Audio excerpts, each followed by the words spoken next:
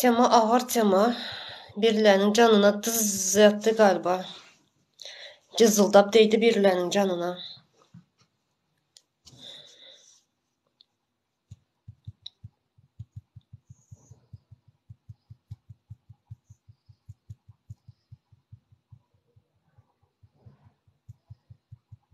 Yayını paylaşın vatandaşlar.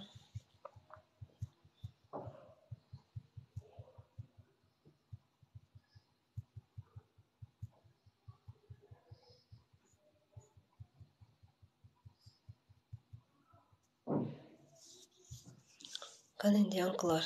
Nereye gitti?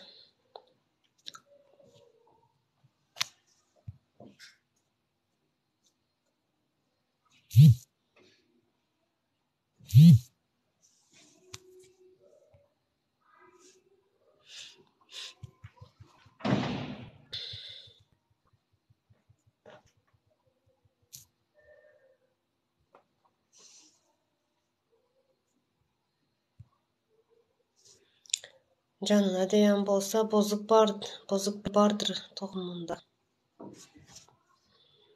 Doğru.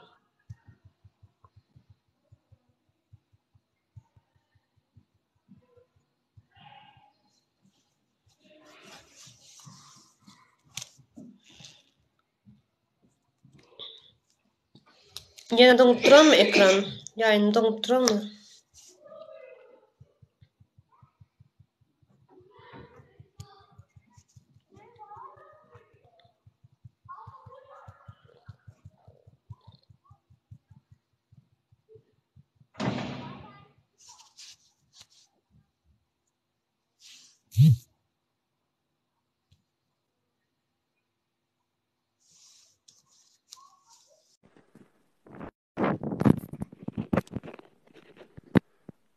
Ha, Tuğçe Doğan. Senin ya telefonun Hoş geldin götürün. tekrar. Ha, sağ ol. Senin ya telefonun götürün yok ya internetin hayallerak senin.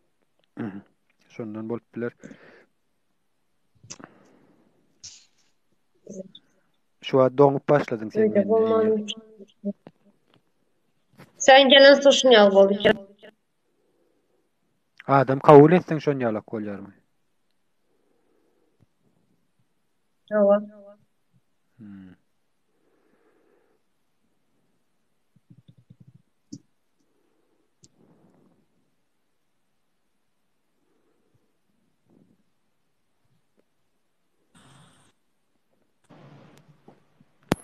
Tamam abi.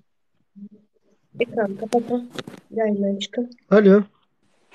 Yanınızda, Dinliyorum. kollarınızda bir telefon var mı sizin efirinize girip durun? Hava. Ha, Şuna da şonu, bakalım. şonu, Kapatın. şonu bir kapatıp daha desin de e, neme iskra verip durun bulma ihtimali var. Çıkarın kulaklığı çıkarın. Aha. Heh, tamam. Sebebi normalden guruluşan vaktinem neme ver ya. Neme diyorlar ya şu bir kilo ol ya sesin yanlan ya da. Indi gurlan ne Hazır sesiniz? ne? Ha indi yanlan yok Şu an, sesiniz. Yok sesiniz kovun Tuğçe Hanım. şu an go sesin abi. Yo Benim sesim diyeceğim. geliyor mu Açın reis? ya ama. Yo yan açık oldum da indi bir yıl düşünür dedim sana. Kaptalda yanlandı da ses. Yanlış düşünür Reis dedim. benim sesim geliyor. Hayal geliyor mu?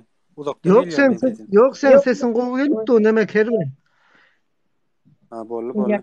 Yankı devam edelim niken uzaklaştırman olmasa Az yarın. kaldı azı olması benim gidip döndü.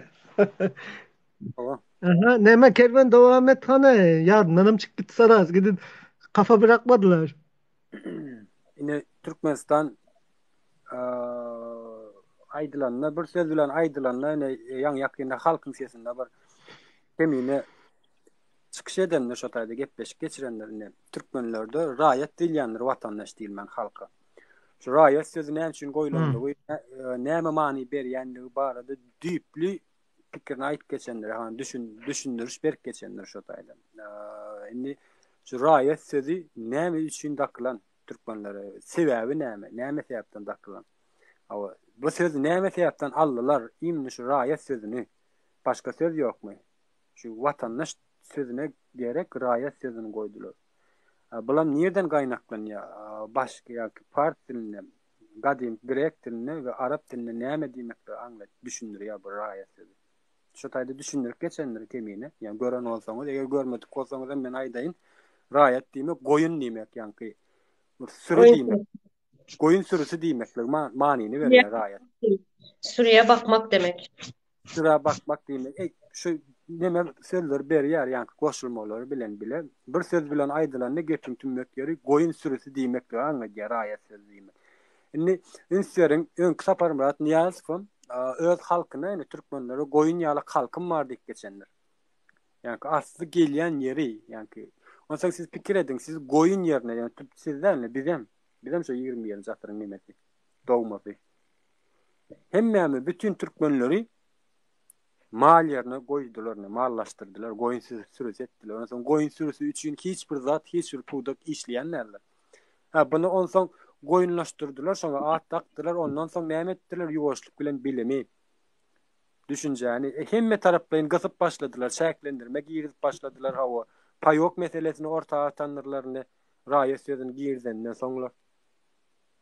O paýok meselesi nerden gelýär? 21-nji asyrda häzir hem dowam edip otur ýa-ki. Ösüp barýan asy döwletlerde şu paýok meselesi barmy? Yani men Türkmenistanyň watandaşy bolup özüm azat erkin bir öz iýjek zadymam bir hökümete bagly bolarak satyn alyp iýmelmi? Yani siz başa oturan watanyňyzda şeýit ýaňylmy? İssenlik wagt alyp gelip ip bolanok şonu. Öz bakasyndan özüm şol satyp duran bakasyndan. Men şonu alyp bilemok men. Hökümet bakasy bir baka, satyp durulan bakadan bir baka. Ine Türkmenistanda iki kursun bolşýaly. Onam kabul edip alýarlar bizim watandaşlarymyz. İki kurs näme üçin ba diýen oklar ýöne şu iki kurs diýilen zat ýok. Esasy şu ýokary kursdan gidýänler. O işlemeýän hökümetiň nemesinde kurs işleýänler. Sen nämeden satyn alsaň şu kursdan hasaplaýansyň. Bazaryň bakasy näme bolsa şu kursdan hasaplaýansyň. O hökümet bakasy, o gara bazaryň bakasy ýokdur bu zatlar. Kermen. Şona da şükür edin de ýazan bir vatandaşymız. Şükür etse şükür edecekmen. Biz bu adam için neme düşünür berjek ya biz wagtymyzy hem gidirmerler. Düşünen adam düşünüp kabul etsin, bu etýär bunu. Gitjek yerleri yok. Yani hakikat ilmide ama hakikatlygyna galýar. Durmuşa çıkıp ayırsan ayal şu gyýyz wagtynda galyp bilen owa. Dogrymy? Eger gyýyz ýagtyna getirjek bolsaň näme etmeli? Emel ýagdaýda ön kattyna getirmeli. Bularym şu emel ýagdaýda tapjak bolýarlar. Ýok bolanok bu. Ya hakikat ilmide ama böwüp geçmeli bolýar bir ýerine.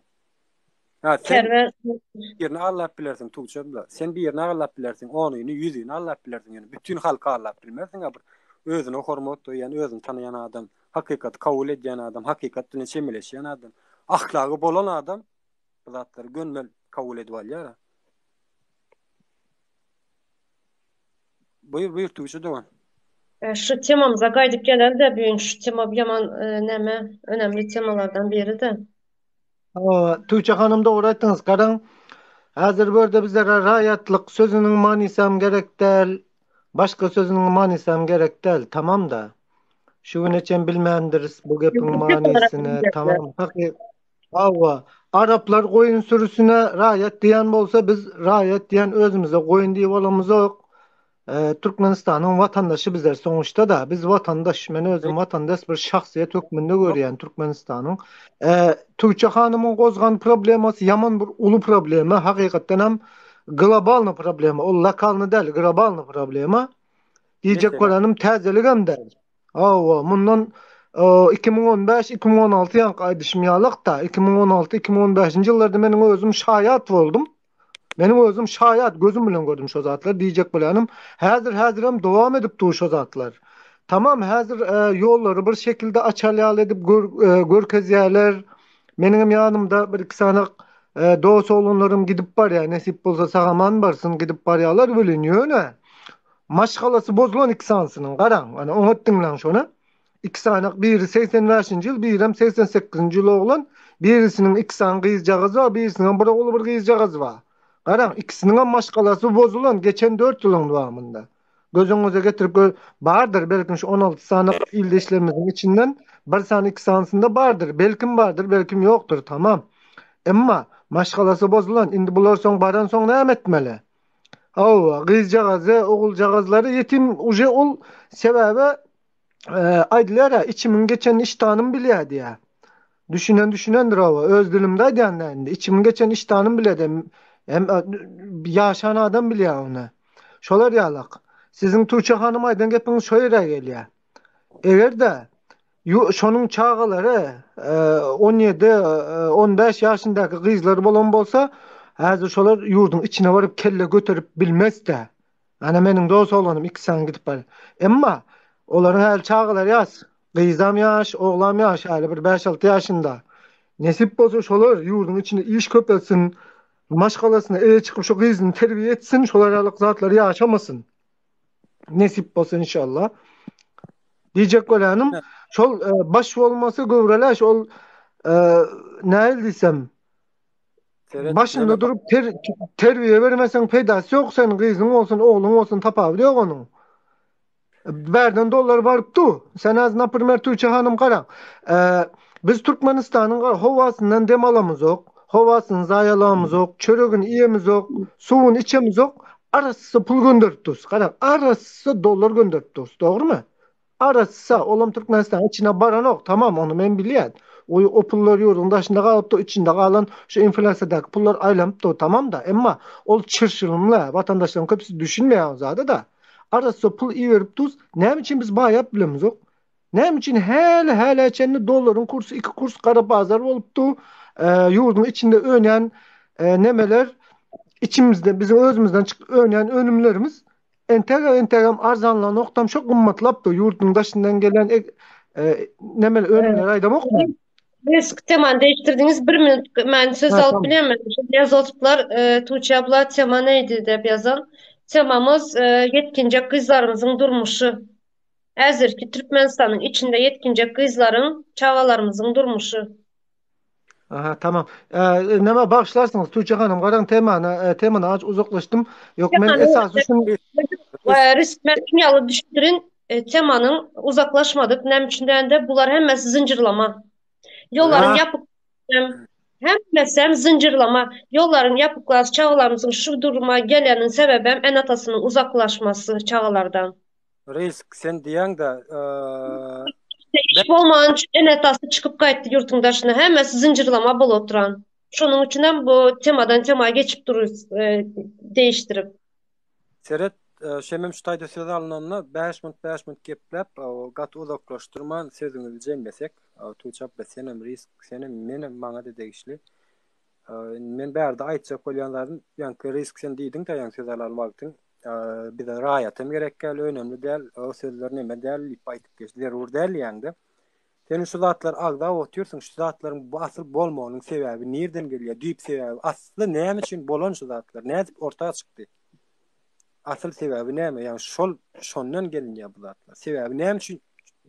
Nädip gelip bildi şu derece Türkmen? Bunyň sebäbi nerdeki? Ara, näme Kervan senin bu soraňa şolara jogap berin. Täze doğulan çağa 1,5 ýaşap, 2 ýaşap başlan wagtlary ata, ene, baba diýip bilmeýär. Başta anne diýe, baba diýe, jötçü diýe, mütçü diýe, ondan soň ene, ata, kaka şolarak diýip başlaýar. Meniň diýjek bolýanym, geçen 30 ýylyň dowamynda jahillaşdyrylan, köleleşdirilen bagışlarsanız berin boynuma. Men özüm kabul edýän şu aýda oturan sözlerimi bu millete sen häzirki aýdyp duran sözleriň gaty garip gelýär. Düşünýärmi? Şonuň üçin esasy häzir bir ekonomika hakynda gurulýar. Ekonomika ýurdun içindäki aýal gyzlaryň, gelinleriň, gyzlaryň terbiýesi hakynda gurulýar. Şol gelin gyzlaryň terbiýesi nerden bozulýar, nämeden kaynaklanýar? Ana şo zatlary, şonuň esasy düýp sebäbi nerden gelýär?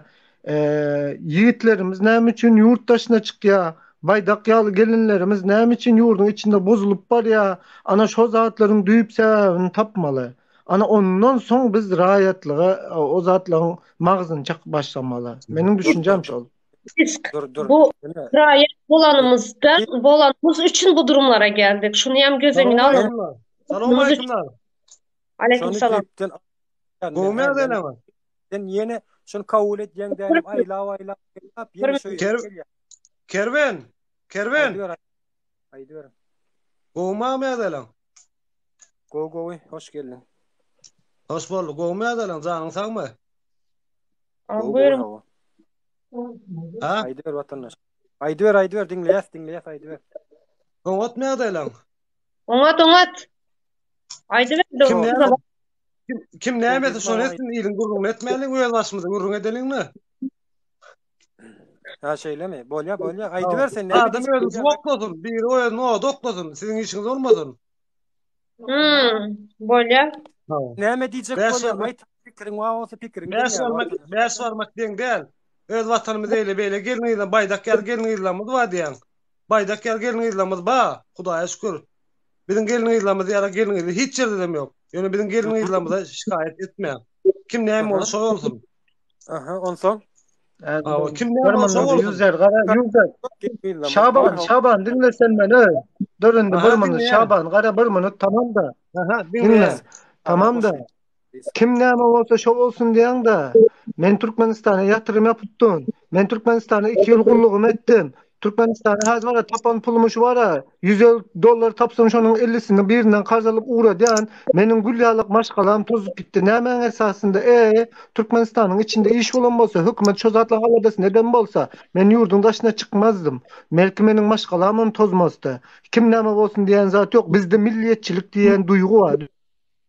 Düşünýärmi? Biz döwlet düşünjämiz bar. Senin maňa degmeýän ýyla 1000 ýaşasyn diýen derdim ýok. Düşündiňmi? Men goňşym ala diýen. Men günde birsen goýun soýup ýsem, meniň goňşym makaroni ise ýemene zat taplandyrsa, meniň wyjdan azabym çekýär, düşündiňmi? Sen meniň döwlet düşünjem bar, milliýetçilik duýgum bar. Watan söýgüň olar ýalak bolmaýar. Senin goňşyň aç atan wagty, seniň garnyň dok bolsa, senin o adam däldiň ol. Meniň düşünjem bar. Sen ýalňyş etmäýärdiň, gaty görme. Önemli. Şunun için bu temanı değiştirmenler.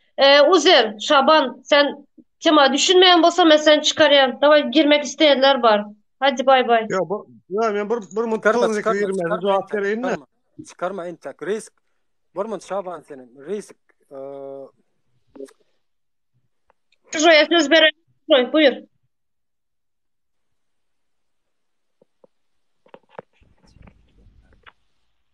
Benim başlayan temamlar görüngdeşleyecek neme der. Olmazsa başka temalar geçmeli. Hayır sizlerden. Tamam Türkçe hanım qaraň. Şu meniň aýdyp duran zadym şoňa baglanışykly. Naprimер, doňanyň gepleri ýok. Meniň qaraň, meniň naprimер öýümde gyz çağam bar, gyzym bar. Men 4 ýyldan bäri ýurdun daşynda. Tamam, eýwallah. Men internetde, telefonda gürleşip bilen gyzym bilen ýagdaýy oňatma janyň sagmy emma men 24 saat onu kamerada garawlap durup bilemok. Men ona adam şekli terbiýe berip bilemok. Dollar diýen zat hemme zady çözüp bilenok. Şo zady dogry düşünüň. Ýanky aýdyşym ýalak. Yetkinçeklik döwrü diýilen bir zat bar. Gyz maşgala.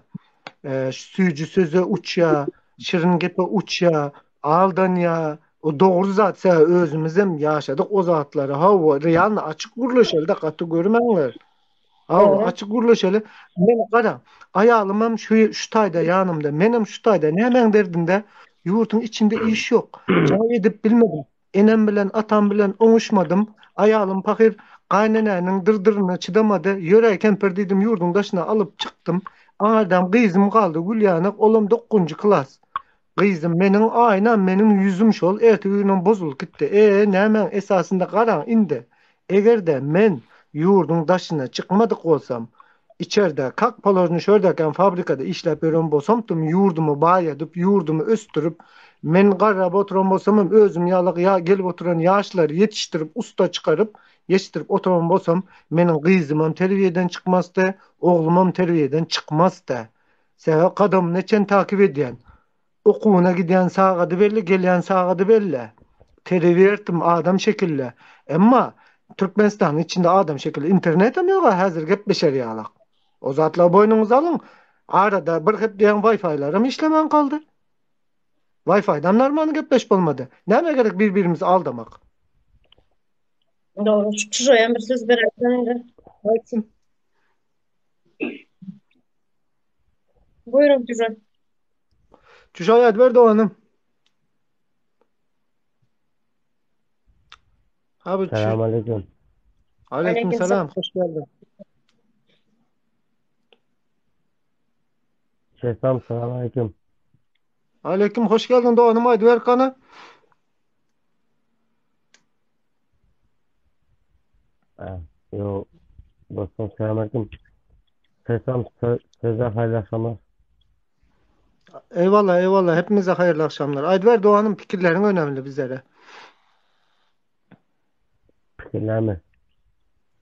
Yaman mekan fikirler aklınızda var. Yo, eyvallah eyvallah Doğan'ım. Bu halkın probleması Doğan'ım. Sen ama haydi ver kan. Yapar hoş. Selamünaleyküm. Alim. Hoş bulduk. Goma yarlığın, ülür goma yağdaylar. Çujoy. Şükür Hudaya. Şükür Hudaya. Dinleyiş o Türkmenistan'ın arada, Ankara'da, o seminarlarımız vardı. Gurunga da otursun da, üzür, men sana bir aday çık. Dinleyin. Aha. Selamünaleyküm. Ağzına Men, Selamünaleyküm. böyle Çujoy sen gepliyorsun men gepler. Senin sesini yapma. Vepa. Pazar. Ho. Vepa. Ben sesim o var ya. Selam. Hı, Ha, ya. geliyor. Selamünaleyküm. Aleyküm selam. Ha. Vepa. Ho Çujoy. Çujoy'um Ha, da Çuçay evet. diyer abi. Çuçoy diyem.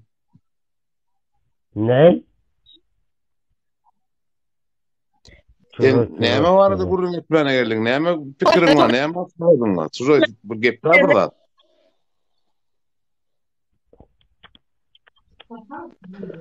Neme bağışlarsanız neme Doğanlar qaran düşünməni notiz de berde. Esası problema neme Tuğçe hanımı yank aydıp geçişiyalıq yurdun içinde diye yetkinçe kızlarımız diye sonku dövrde hasan bozulup başladı diye. Onu doğru da %100 gol diyense özmem şayet oldum. Esasen hem bizim yetkinçe kızlarımız değil gelinlerimiz hem sonku dövrde bozuldu. Onu boynumuza almalı bizler. Hayır, Çok dur. haklılar. Dur.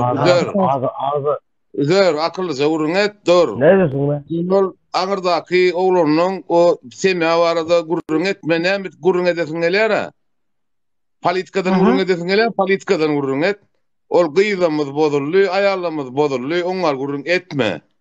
Üzür, akıllı gurrun et. Bu değil mi? Bu politika değil mi? Çağlar Yok, güzel çağımız değil mi? Olya, giyriye Tuğçe Hanım, sana, semya, bunu burada çıksana, üzür. Sen normalini oğlan sen, doğru mu? İş tapman Türkiye'de sen, doğru mu? İşlerini gelin, üzür, doğru mu? Ayt sen bana doğru mu yanlış mı değil mi? Ayt son ben sana cevap vereceğim. Haydi ver. Men şu ad yalanlı adaydım. Yok men sana doğru adaydım. Bana men sen sekretin gizliğin adam değil men. Düşünün bundan adın yok diyor. Yine risk dip yazarlı dur. Yine adama sapak verecek kolan sen bu tayda. İlk bilen normal adam olsan şu tüm şu ayarlı onu yüzün aç otur. Açsan yüzün aç. Aç gurlu evlen aç gurlu. Gurlu evlen yok mu bey gelme. Böyle şu soramıza cevap ver. Neçem bir semyalar bozulup çağalarımız bozulup duran. Dinle, o zatlara dinle yurt günahkarda. Bizim berdi köp öz en atalımız günahkar. Sen şu at normalini olan mı? Ne için ayağın kalk kayttın? Koy semyana seretsin. Sen eklemene kaydan oradan sen özün ekle. Ne için gelinin kalk kayttın işletmene? Vepa. Şimdi ben gepleyin da. Baksana. Benim Bak sesim canım. yetmiyor hanım. Geple ayalım. Vepa. Mecbur bulup Dinle. çıkarttılar ba. Maşkalası hele çıksın, erkek çıksın başka yurta. O maşkala bozulganı değil mi? Ha? Dinle. Ya O ta çıkanın bilen maskara semya bozulur. No, ayarlı her kim ayarlı onu. Gaydı var, çağatı var, her kim semyatı var. Her kim semyatına öz cevap verir onu. Yönü dinle. Normal erkek bolsun, düşünün mü? Normal erkek adam bolsun, ayağını sen iyine tirkeme. Ayağını oturdun hocalıkta, özün eklemeni mecbur ekleyecek bolsun. Öğlenirsin ha, doğru mu? Ayağı adam işletmek dilen adını tutma çürümüzde yok. Yalanın mor faydaş onu. Özün Tamam. eğer erkek Öyle ama- ayal böyle işletmez. Bak. Böyle. Ayağın başkalı işlemeye doğru mu? Türkmenistan'da. Nemçunda bizlerin Türkmenistan'da hem ağır işler ayarlar eder.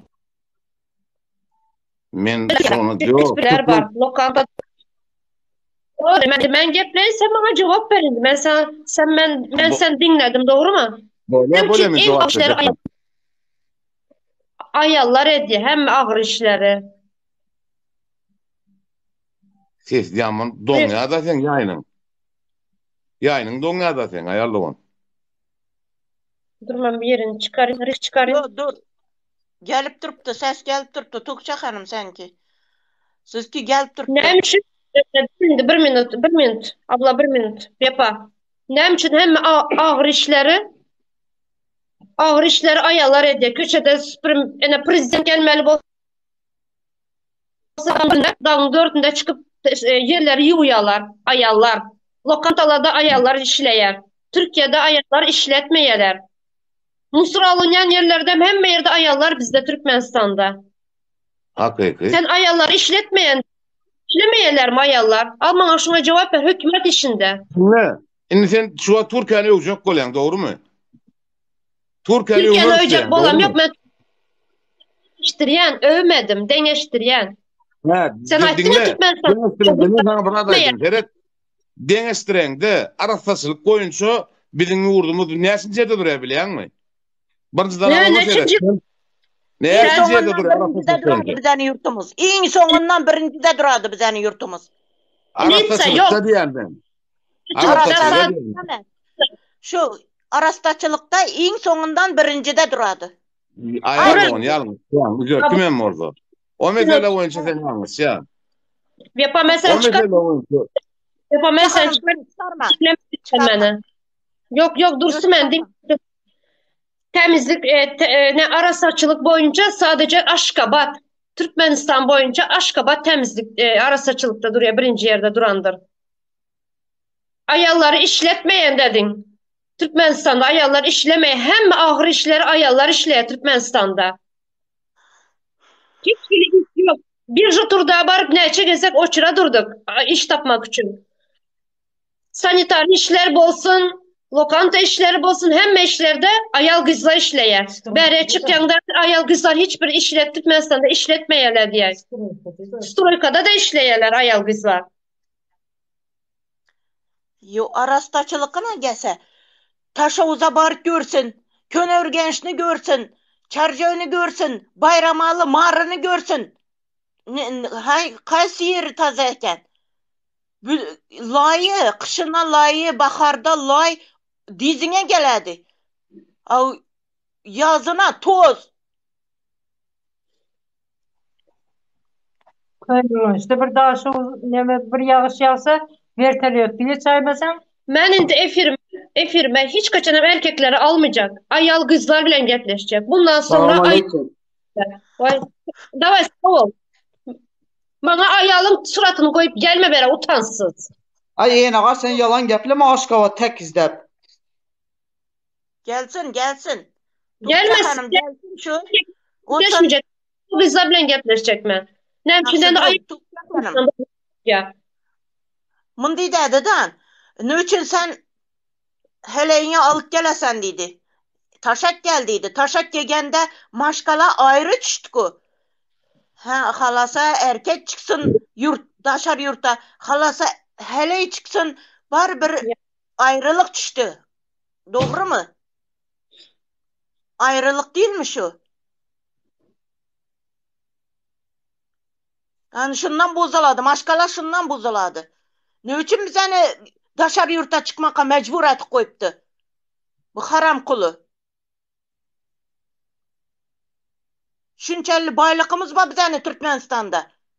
Asuda asmanımızda. Temamıza kaydıp geleli yetkincek çağalarımız, yetkincek kızlarımızın durmuşu. Hava kaytın. Almayan, erkek almayan. Bundan sonra zenanların sesi mi? Zenan alayan. Bitti. Size yazıp durumlar. Ben ayal kızlar bilen gepleşecekler. Buyurun Tokça Hanım. Türkmenistan bize kurtarmasak artık başka erkeklere vermemiz kalan yok. Ya da 100 yıl karışacağız. Ayallar, ayal kızlar kalkın ayağa.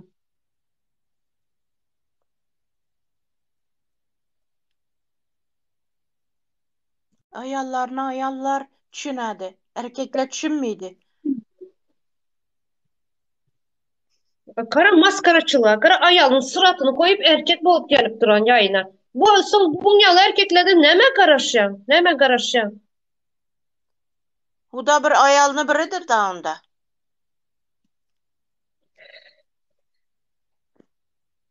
Yarım ayal da yarım ayal. Ya erkek emez ya ayal emez. Ha şunu deyin.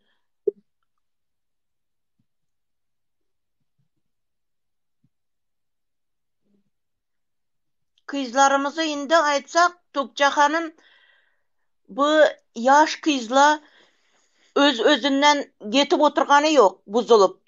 Ona yol başçımız bolup oturgan ya haramkulu sebepçi. Ata-eneleri daşarı yurta çıkkan. Çıkmaganlar adam yeter yetmezçilikten öz kızlarını özleri bızıp oturganlar ba.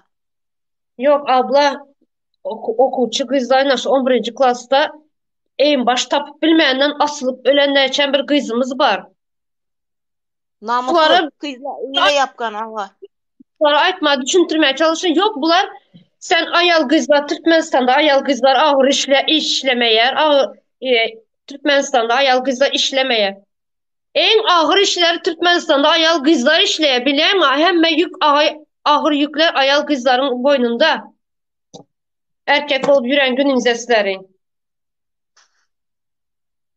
Cemal'ını alın.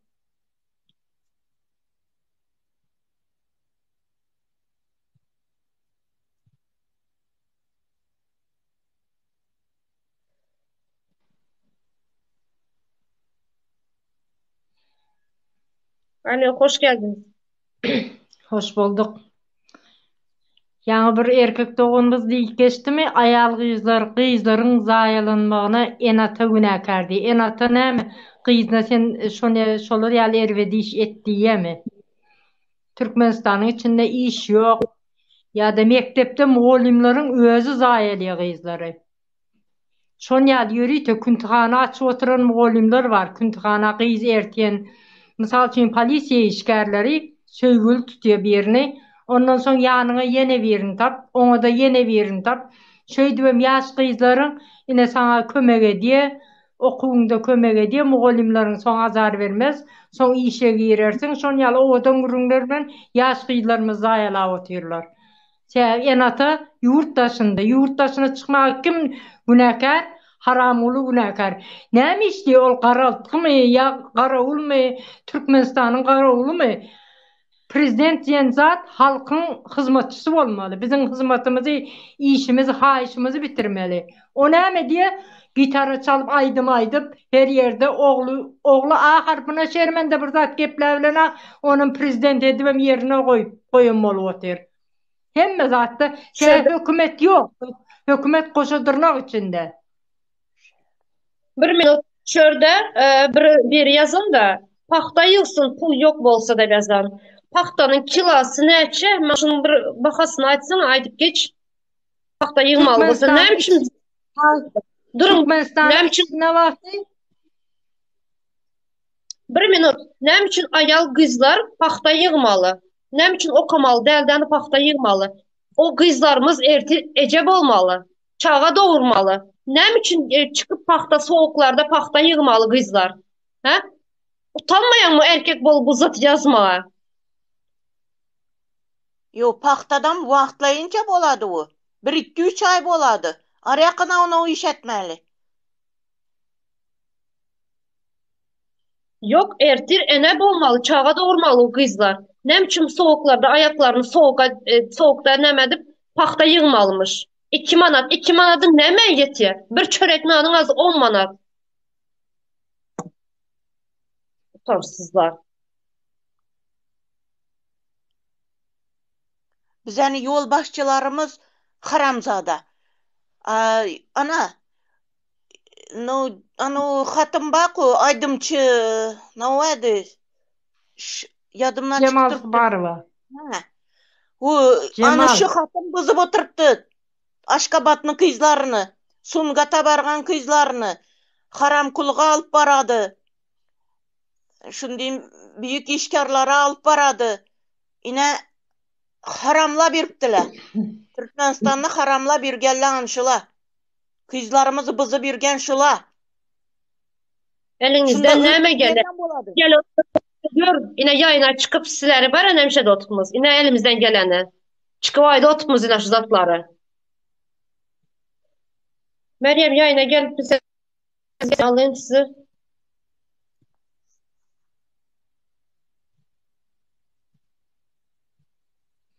Size başarıp bilmeseniz de erkekler.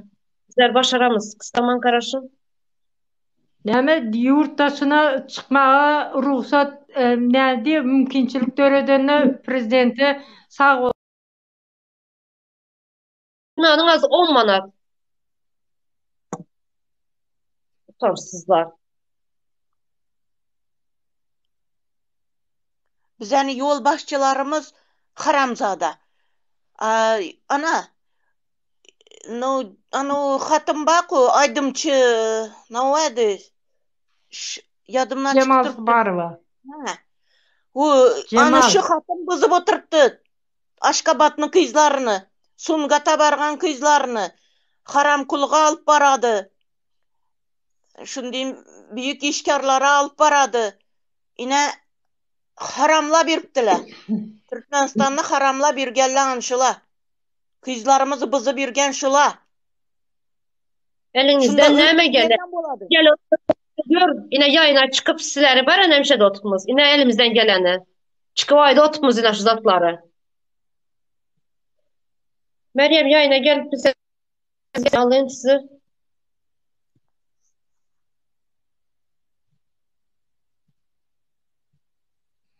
Size başarıp bilmeseniz de erkekler. Bizler başaramız. Kıstaman karışın. Näme yurt dışına çıkmağa ruhsat näde mümkinçilik töredenne prezidenti sağ olsun aytın diýemi? Sağ olsun aytmalıymış. Daşary Sağ ýurtda olsun. gelip kul bolanymyz üçün sağ olsun aytmalymy. Mümkinçiligi hemme ýurtda, ene Türkiýede islen ýurduňa çık git, islen wagtyňam gir, ýöne Türkmenistana çykjak bolsaňam 2000-4000 dollar bilen geldiler. Başda 2000 soň 4000 dollar bilen geldiler. Viza hiç bir zat ýok wagtynda. Şoňa mümkinçiligi. Ýene gir bilen otur, şoňa mümkinçiligi. Haramzada sen var prezidentine sağ ol diyen haramzada prezidentin Türkmenistan'ı bulaştırıp otur. Türkmenistan yakında kartıdan silinecek. Sen ondan haberin var mı? Şu haramzadanı bir köçüde görsen bunu yere soksan. Taze Türkmenistan kurulsun sen bilen olsan gepleşeriz. Haramzada. Utanman yazıyam. Almayan. Erkek sıfatını almayan yayına. Gelen erkek söyünüp gidiyor. Hemen bizler alıyor. Sen Kızlar utanmadan söyünüp gidiyor. Bir minut. Almayan yayın. Sögünüp gidiyor. Sebebi olaryň var, olary zor düşüpdi orada. Ayal gyzlar agyr işte işleýär, sen ayal gyzlar destekleýän, ona kömek elimizi uzatjak, neme ayal gyzlara mümkinçilik görediljek täze Türkmenistanda. Olaryň janyna batyp otyr. Erkekler hiç bir zaman Türkmenistanyň şuna meňzeşýän kamez samsyk erkekler ayal gyzyň eginiň galmagyny hiç bir zaman islemez. Yo ayal kızla ağır işlene etmeke yaralmagan. Ha paktatir, ha yenen bir üy işine hemme yerde hullas hemme yerde ayal kızla. Ayal kızlarımız bolmasa hayat yok. Ayal kızlarımız köpelmeli. Anı şu için esrep saklaş gerek ayal kızlarını. Ayal kızla ana. Kaysık'ta gördüğünüzler ayal kızları musur toplap musur kötesir bilenler. Nerede var Yani şu? Türkmenistan'da başı. Hemmesini aydam yok kaynaşın erkeklerin. O özünüz düşünüp uzatları. Özümem Aşgabat'ta 2 yıl işledim köçe süpürüp. Yerin buz vaktına o haram o vaktına haram başıdı. Haram başı geçecek deyip biz dağdan 4'te gelip köçede durup sen üstünden kar yağsın, yağış yağsın bir yere geçip dur bilmiyor. Şu yolun uğruna durup şon süpürüp durmalı. Şeydi bir işledik ayağımızdan soğuk geçirip. O zatları gözü görmüyor. Sebebiler hem işe ayağın maskalasını öz ayağının hem arkasına giyzen piyaşçı erke o yankı. Ayağını kazanmalı. Eğer öyle onu iymeli. Seyanem için çağa Ece'den sonra bir zat oldu. Ece onu imkem, Ece bunu imkem. Ece mektebe pul gerek. Ece her zatlı Ece. Pasiyetin zıvanova plazatlı yakıyızlar. Ece menem geya indi boyunu vuruyor. Ondan sonra Ece dözülmüyor. Ece ne etmeli? Pulu nereden tapmalı? Ondan sonra o kızgın tandıra gelip çörek yapıp yörendir. Ondan sonra köçe süpürüp yörendir. İnşaatlarda ayalgıyızlar işliyor Türkmenistan'ı. Gel Türkiye'ni gör. Ayalgıyızları köçe süpürüyor mu? Yine daydı sen Türkmenistan bilen Türkiye'ni denecek oluyor mu? Türkmenistan'ımıza dil yetiremezak biz. Döneyin yerimize, yurdumuza, yöne başımızdaki haramzada dil yetiriyen, yetirmeye de devam edecek. Haram oluyor, hem zaten başı yılanın başı haram oluyor. Halkı Murat, perişan etti. Murat hoş Türkmenistan'ın geldin. için celephan etti. Hoş bulduk. Bir kanada aytacaklarıma söz verseniz. Buyur. Benim Türkmenistan raýatyny Türkmenistan içinde bolýan zatlary görýän ne bir gyýyz gelinlere garşy bir hiççilik zat ýok. Syla hormat ýok. Yani şu taýda sevünip ýazýanlar. Ya diýeline bir maskalada bir erkek adam urýar. Gelini jydap gezýän. Ýewropada zatda o zatlar ýok. Onu derdim çek olan o ki diye başkasını gözleye. Bizde olsa yine şol ayal maskala şu öýüň zadyny awraýyny saklap, şu urwa hemme zady tak gezýär. Erkekler dedim. Erkek sıfatlı değil. Diýjek Ona bolýanym, bunun için Murat'ı. Meryem. Ona yazan için aldım. Buyur dedim. diýjek bolýanym köp erkeğin yerine ayal maskala durýar. Yani erkeğin durmayan yerlerine durýar ayal maskala. Yani bizim erkeklerimize näle düşünje var? Bir öýlenniň bir gyza öýlenniň bolly geliniň bolly çag etdiň şondan ondan soň başyndan aýlap zynýalar. Ne oň bilen işleri var, ya ne zady var. Ne men özüm söýüş öýlendim.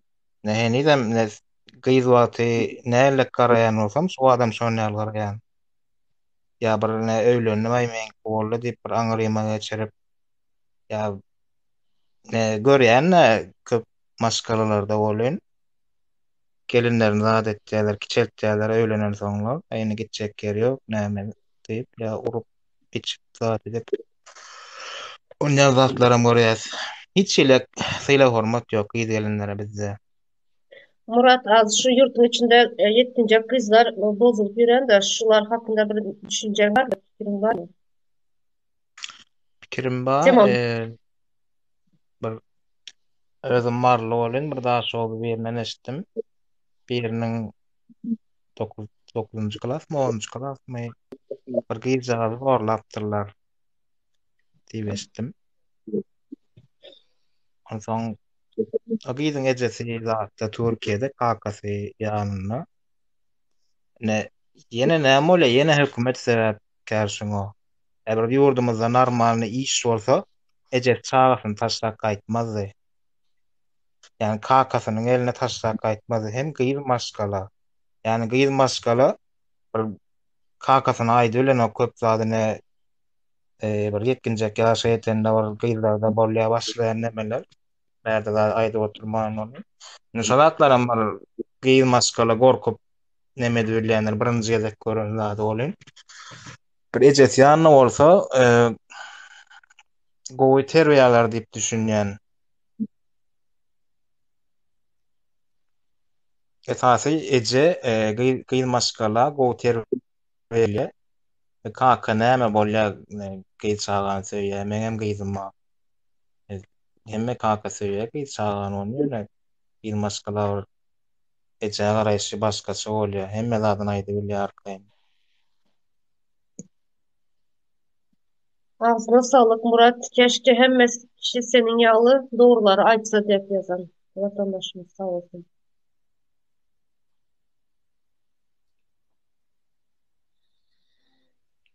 Türkmenistan'da ağır işlerin köpüsü ayal kızların boynunda. Şular hakkında var mı bir düşünce? Hawa düşünjem bar. Özüm o ýerde oldum görýädim. Gelinlerini işledip, paýta ýygmazada uğradyp, özleri öýüne ýatyr. Oşon gazank gelen bir 20 manadym, 30 manadyn adam gidip içip gelýärler, gara içip gelýärler. Ýene bir zat etýärler. Gelinler gul, yani bir Ýewropada seredýän bolyn, bir gelinliň zat çaga gelin bir öýüň sultanydyr. Yani näme bolsa anjytmalylar şolary. Bir ejil maskala diýjek bolýanym. Yani öýlendim, çaga etdim aýny bolly hemme zat şoň bilen gotorýa diýmellerden bir bagyt etjek bolsaň, ýene-de näle gyz wagty näle söýýän bolsaň, çagaňam söýşen ýaly geliniňem söýdiňe nitol koýasyn kidäl. Boý bir gyz maskala bolsun, gelin bolsun, özüňden 10 ýaşy bolsun, kişi bolsun. Yani gyz gelinlere hormatyň uly bolsun. Meň düşünjem. Sağ ol. Yana şurada bir vatandaşımız yazan da iş yurtunun içinde iş olmasa baktırsınlar. Terapist çağa doğuracak. Bir skalası olacak. 2 manat diye pastanın kilosu. 2 manat.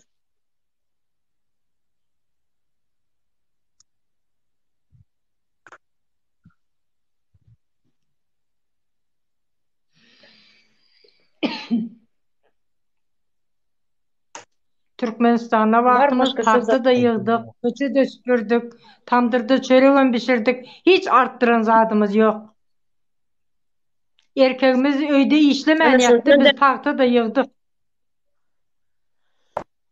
Yöne Ana ayal, şunu demiyorum. Soturan geprem. Türkmenistan'ın içinde yöne hiçbir zaman ayalın eden işi görünmüyor. Nece işlese işlesin, yine de ayalıyız basık geplemek. Bunlar öğrenşiptirler şunu. Abla benim sesim geliyor mi? Geliyor. Şonun için hem diyen sesiniz deminiz kısıp duran diyen. Şunu yalı ağır işler edeniniz için diyen. Hemişe Ses ayağımıza geprem soğuk vaktiniz geçti. belli. Tandırda ugar yutup duruyorsun hemişe. Astım mı oldum şu yüzden. Gözlerim görmemeye başladı. Ondan sonra çağalarım öz ayttı sen. Türkiye git.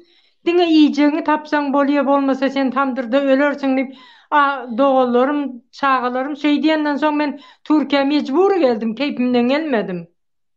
Onu yöne erkekler geplese ayarlar bir yere gelip bozuluyor. Şu bozulayan kızları iyi çıksınlar. Bozulayan şu yaş kızlara bir azıcık yanına alsınlar, terbiye versinler. El uzatsınlar.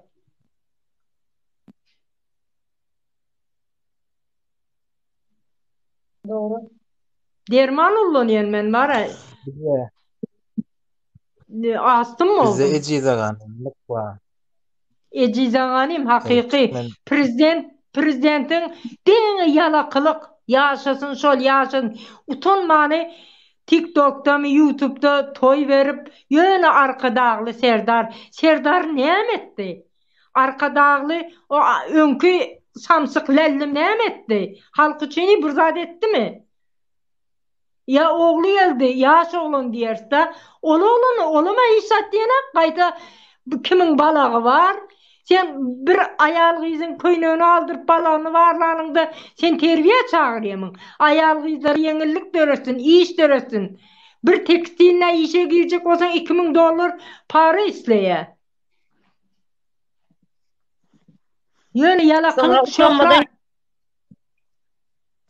Şu arkadalı serdarımız diyenlere ben bir zat aytmak isteyen de ne için arkadalı vatanımız, arkadalı toprağımız, arkadalı bir yurdumuz demeyinizden arkadalı serdarımız diyeniz. Şöyle var neçe arka dağlı serdar deyip neçe yıkılıp yatsa da var. Yine Türkmenistan'a varanda şolum sürünüyor. O düşünüyor da yalakılık etsem bana bir zat verir mi kadip. Bizler için arka splik o. Durun bir minut. Arka Çağlar çağanı yetim etti. Neçe ayallar dul kaldı. Ne Türkiye'de neçen bir vatandaşımız öldü. Başka Türkiye'nin toprağına gömüldü.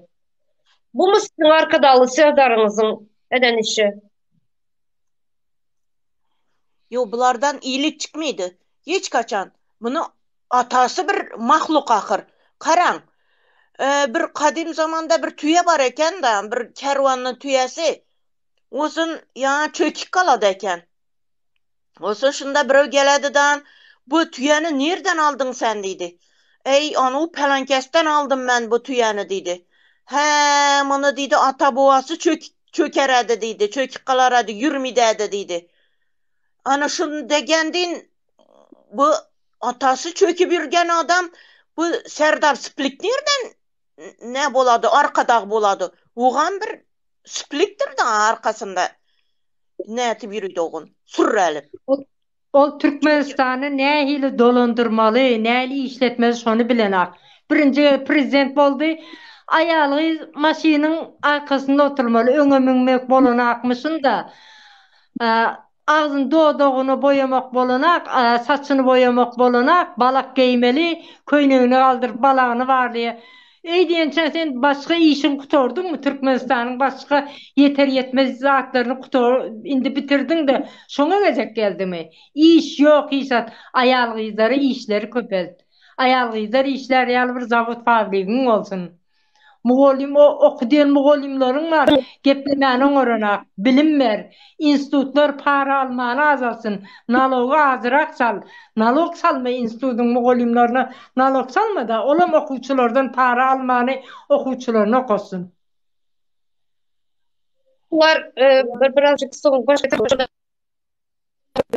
vatandaşımız Meryem dep yazan da Tuğçe sağ olmana hiç cevap veren yok. Meryem siz söylediniz ki ben size cevap verin. Sorak söylemese cevap verin. Siz öz düşüncenizi yazıp geçeceğiniz berde. Ben okap yetişmesem ama başkaları okap duran. Tuğçe Hanım Siz men sorak belgisi çıkaray, koyma. men çıkaray, men biraz çay içeyin bokurduğumu uğrattan Meryem'i alay. Çok sağ olun geleniz için. Ben sağ olsun aydarın size. Türkmenistan başında oturganlarını dibinden tezelemeli. Hiç bizlere arkada gerekmedi onu splikle. Ayal kızlarımız üyünde otursun, köpelsinler. Onu sağlıkına karamalı. Buyurun. Şuraya bir zat aytıp geçin de meni almasınam eyvallah diye. Aldım çocuğu, aldım ekranda karaştım sen geplersin dep ama salam berip durupsan, o salam berip başlarından son bir geplemeli berde altına barabar vaktimizi, zamanımızı harcayaz.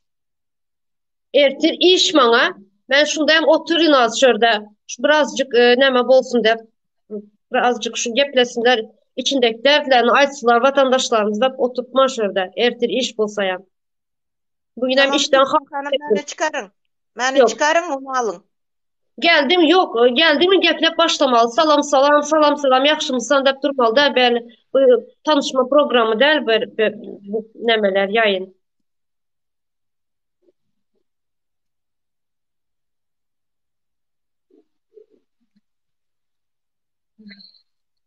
Şurada gep şu günkü okayın sonra bulmasam okayın şunu.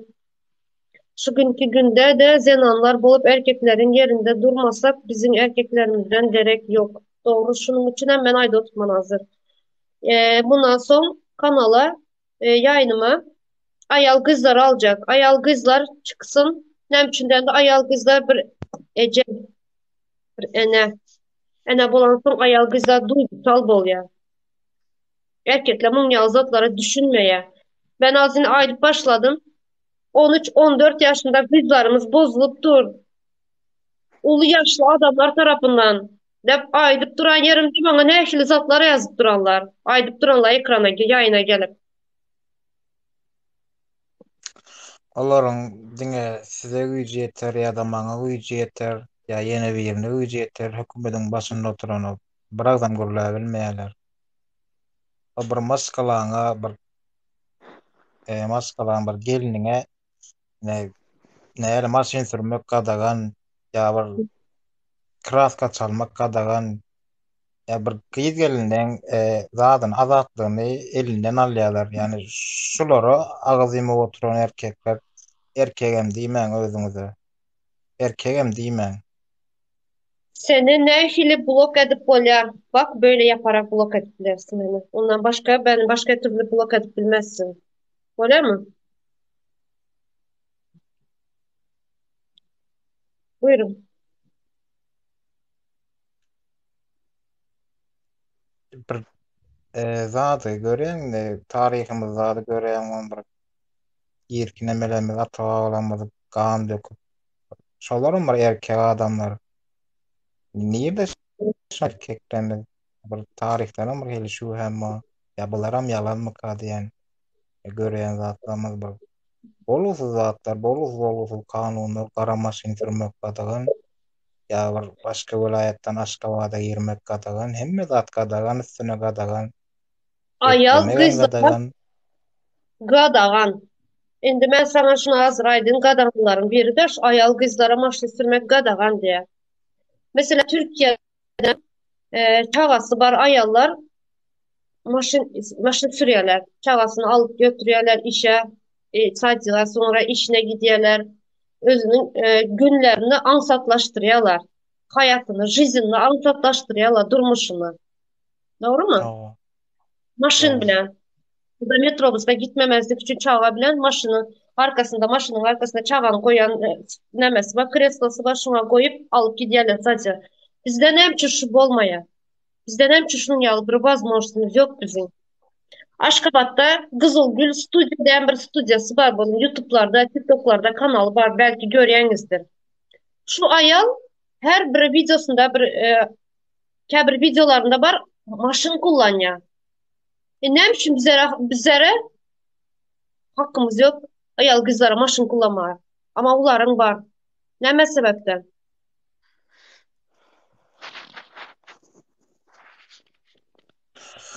Oluňam bir ýoldaşy zady bir hökümetde işleýänler ýa bir zatdyr.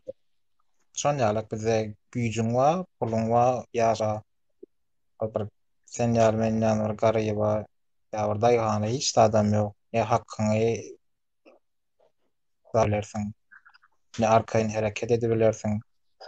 Olar üstlerini yer, üstlerini geýer, üstlen ýerine gezer, üstlen maşyny miner. Ýöne halka bolanok. Kim näme diýse diýsin, Türkmen ayal kızlarımız Türkmenistan'da, Türkiye'de en ağır işleri edýärler. Doğru.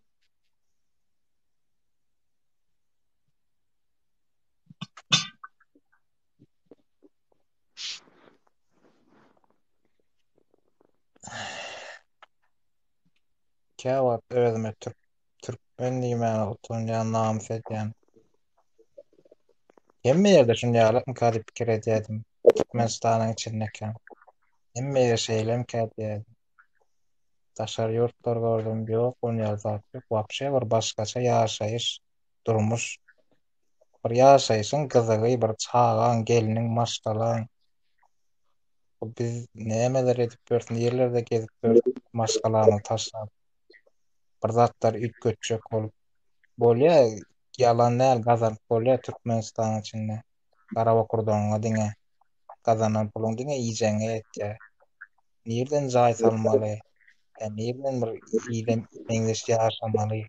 Ulug edinmeli? Bir çağlaň okutmaly? O zatlar nerden etmeli? Palta kazanmaly. Yiyecek edem yetmeydi. Gelinin palta olur. Mesela bir halta onun 1,5 milyon mat. Pensiyası 1,7 milyon. Niçkine yetedi şunda. Kız bolup Kan namus edip şular yalı korkak erkeklerin vardığına men erkek bolup oğlan bolsadım dep yazan. doğru Paylaşlar yazıp mesdel, Meryem mesdel. Onat erkeklerimiz güçlü yiğitlerimizden var. Edermen yiğitlerimizden var. Sözünün eğrisi, aydın getirin eğrisi bolup duran erkeklerimizden var. Mesdel. korkak erkeklerini yerine yazıp demiş onu.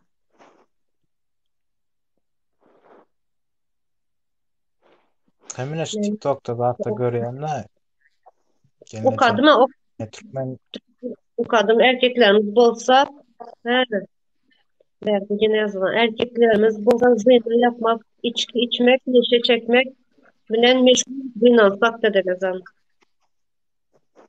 Doğru.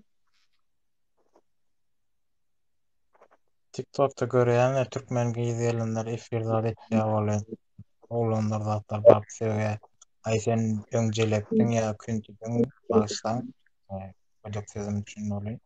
Şeyle kommentler yazıyorlar da on geçmiş öyle ne işin var ya bir çörek verdin mi ya bir bir mecbur edenler belki yani her kimin öldür yaşayışı var yani o bir celepli ediptir deyip sen onun yüzüne basıp onu kemsitmene hakkın yok. Eğer Türkler şey edip görünü göremok men. Türkler bir erkekleri kızlara şey edip yazanı göremok. Dine bizde o özlüklerde de bolya kâvr neme olur. Olar kanı serama esas Türkmenlerde var. Diyenem erkekler.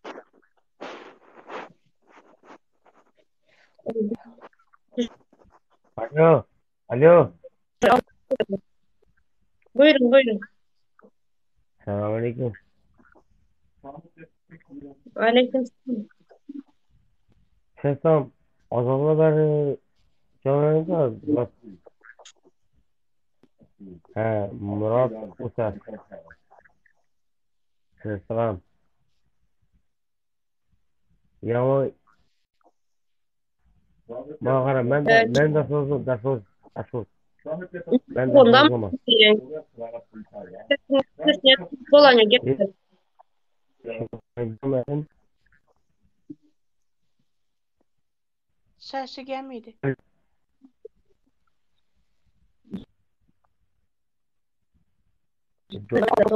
Gene doldu. Sesin ben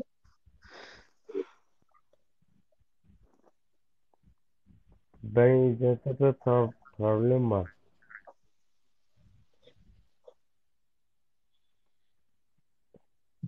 mikrofonu onlardan gel Bu sesine hiç düşük dolanıyor.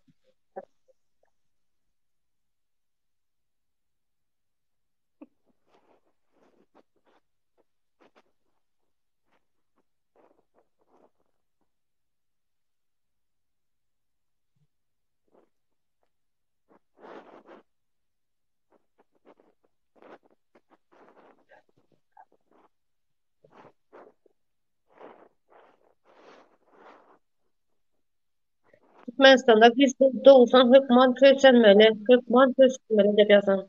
Zerine Türkmenistan gitgide Afganistan bolup duran. Farkına varsanız şuladın.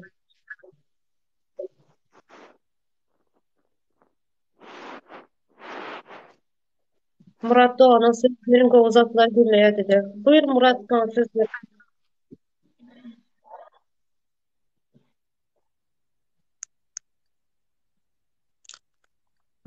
Öldürmüşümden bir git kaçıp kurun vereyim.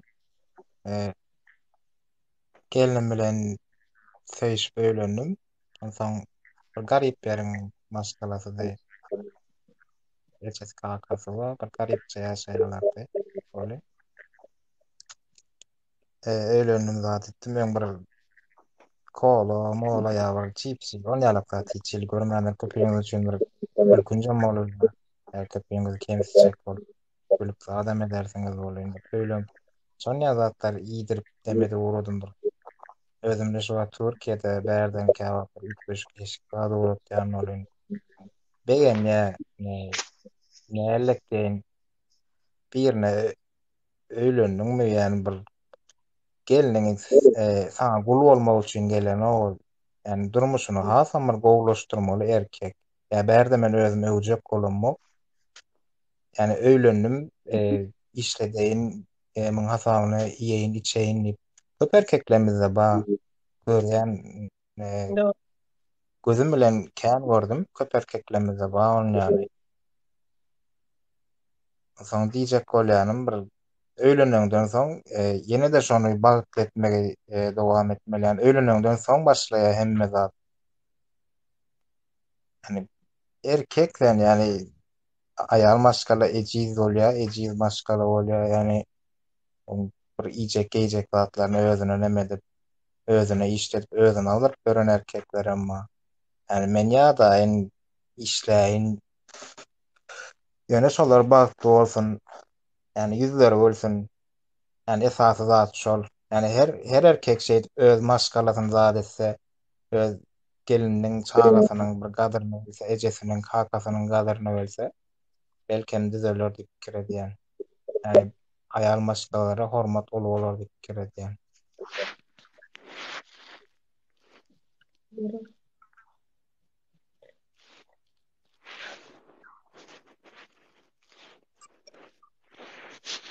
Ben kızım çünkü şu senin alan ayalından bir atası ulan şu kızı ulalttı senin yağlı sen ne ki kızın ulalttı turan bulsan şunun atasın senin şu ayalını ulalttı şunun yağlı düşünmedi. Dogry. Murat sağ bol. Hemme senin düşünçede olsaydı ayal nereden öğregen? Ayal adam ata havanamız öğregen wagtynda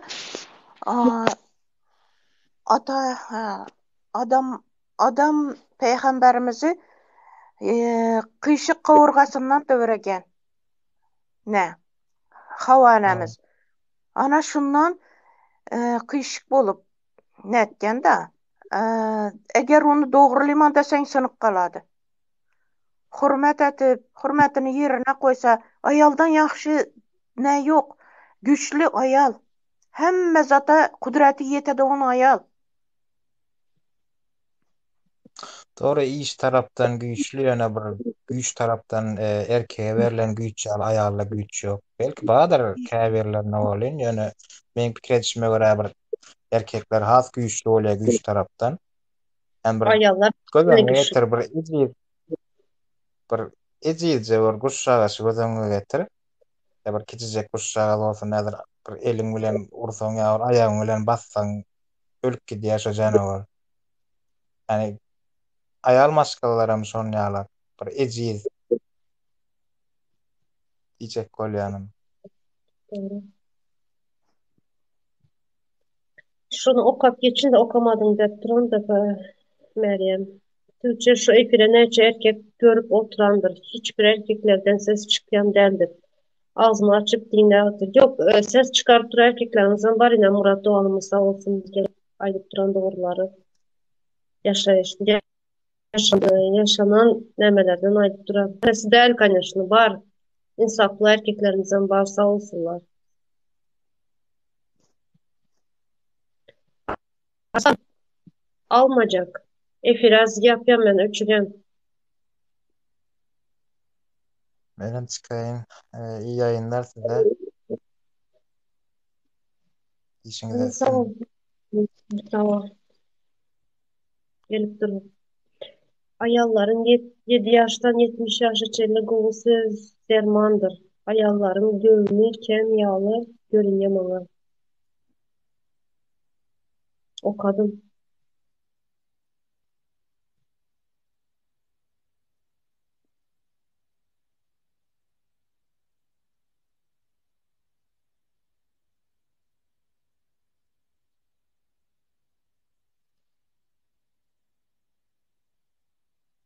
Sen kimsin ya men almak için yürek gerek.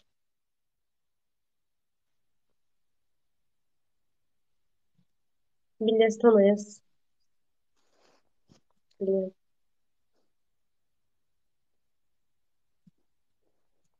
Bunu alganыңız bilenem tersine yürüydi. Ensesinden yeni göredi on adam eken o. Manglayındağını görmedi. Akны kara, karana ak dedi on erkek eken o. Erkek gururu yok undi erkekte.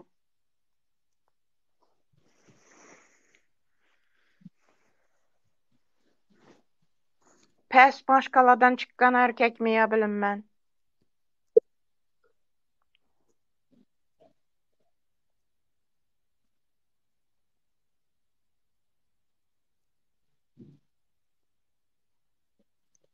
Böyle vatandaşlar geleniz için köp sağ olunlar. Bolat Tukça hanım. İyi akşamlar size. Ettik belki bu temanı devam ederiz. Boladı. Geceniz rahat bolsun ildeşlerim.